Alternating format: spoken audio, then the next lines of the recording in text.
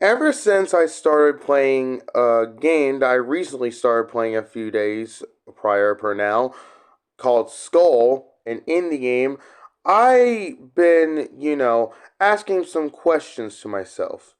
Do indie games still hold up in modern era? The reason why I've been saying this because, well, let's just say last month, Freedom Planet 2 was released for consoles finally, even though the game was already released. But the thing is, Freedom Planet 2 was already released on PC. I believe it was released last year or something, or 2 years ago. I don't know, but for all I remember, Freedom Planet 2 already came out, but the problem is the game only came out on PC during the time. Then, like next year or so, game finally came out for console. And then ever since then, I remember buying the game and really beating the. I remember getting both the normal and the true ending for Lilac, obviously. And then I did Nira next. I got the true ending for Nira. Then I'm currently on Carol right now, trying to beat the game as Carol so I could do Mila last. And then eventually try to get the badges and all that nonsense. But then about like 2 days ago, there is a game that is I actually got for free because of PlayStation Plus because it was in the monthly games um for PlayStation Plus. And it was actually two games that I got because of PlayStation Plus. One was Minecraft Legends, which I was excited at first, but I decided to not get it. Then the second game that I got for free because of PlayStation Plus was actually a game called Skull. Now, I have no idea what Skull was until I played it. The only thing I remembered from that game was the weapon that the main protagonist uses, which is that bone club. Because if you guys didn't know, that game actually had a collab with a game that I used to play a lot, like probably last year or something. I don't know. And that was Dead Cells, one of my favorite indie titles. Because um, Skulls had a collab with Dead Cells. Skull had a skill where you could really be the beheaded who has two abilities, and in Dead Cells you could really use Skull's weapon. And yes, the main protagonist of the game is just Skull. Really, that's the main character you play as in the game, Skull. Um, I haven't really beat Skull yet, but basically, I'm gonna get into a bit of well, the lore of it so far, for what I know. If you guys don't like spoilers, skip ahead. But basically, what's been going on is that there's some war between the humans and the monsters, and let's just say the humans are trying to wipe out the monsters and all that for, I guess, reasons. As I played the game and all that, I began to figure out that, and even like interacting with certain characters in that game as well, I started to figure out that it turns out this is just a fucking racism thing.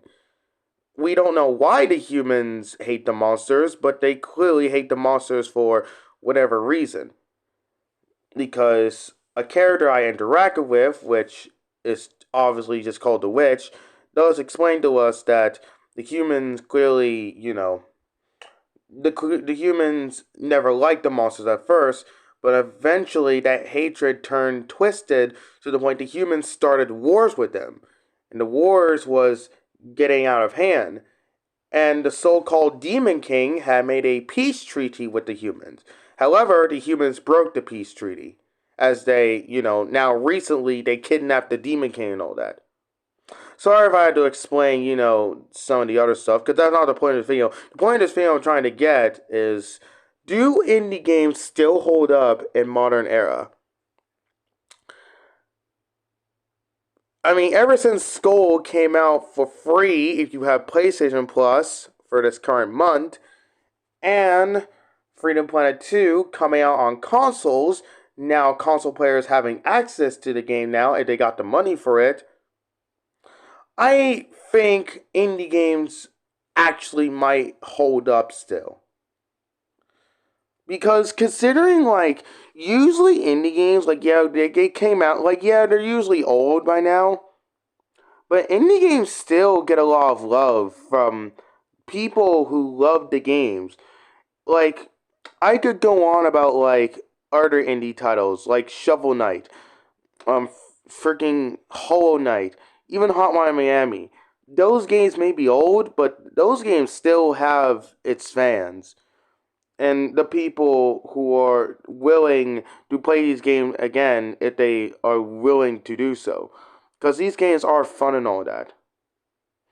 So I'm just. But, like, there are probably people still playing Dead Cells this very day, even though that game rarely gets updates anymore. So, do indie games still hold up in modern society? Yes, I think they do. Ever since Freedom Planet came out on consoles finally, I've been I was on Chrome and I was getting like recent news about how Freedom Planet 2 is a love letter to the Sonic fans or something. So it's a clear notice that Freedom Planet 2 did a fucking fantastic job. You know it did a fantastic job when it came out on PC first, but when it came out on consoles, console players loved it. So, yeah, something like that, it's clear to tell that indie games still hold up for modern society. Unlike modern games like COD and all that, who are clearly failing. I'm talking about you, Modern Warfare 3. But yeah, not all modern games suck. Like I said, some of the indie titles like Freedom Planet 2 and all that, they're still doing good. But like indie games in general still hold up to this very day. Like it could be like years since already when the game first came out, and people would still like show appreciation to these games. It doesn't matter how long it goes. Like people will still show appreciation to Hollow Knight and all that, even if it freaking if years go by. Hell, during the time before Freedom Planet 2 actually came out on the PC first, I was in a Amino server. A pretty decent Amino server actually, which I'm no longer in, but there was an Amino server I was in for like a long time, and it was about Freedom Planet. And for the longest time, there are people still showing love to Freedom Planet. Even though during the time, it was only during the time when the first game came out years ago. Because even though the second game was, announced and all that, it took 6 entire years for Freedom Planet 2 to finally come out. Which, again, it came out on PC first, but then, like, a year or so later on, it came out on consoles finally.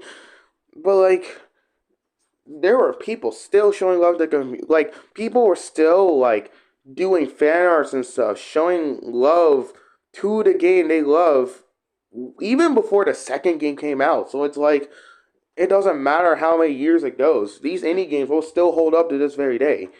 It's fucking crazy. It really is.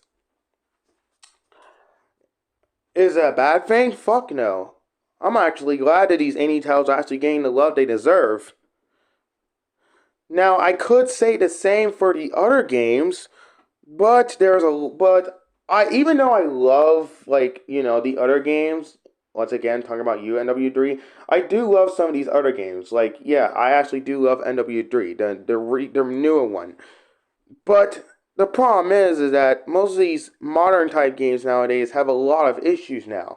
Specifically with the whole microtransaction nonsense, game companies being greedy assholes as always, um, fucking game being buggy as shit, games having really shitty stories nowadays. That's modern gaming at its finest.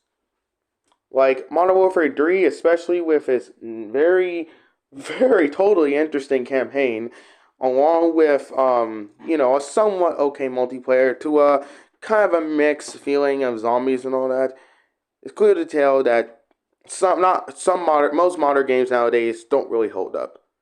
I mean, not every modern game sucks. Like I said, like Freedom Planet 2. I mean, that game's not really new at the moment because it came out on PC last year. But like, yeah, the point I'm trying to get to is that indie games actually still do hold up to this very day, which is good news.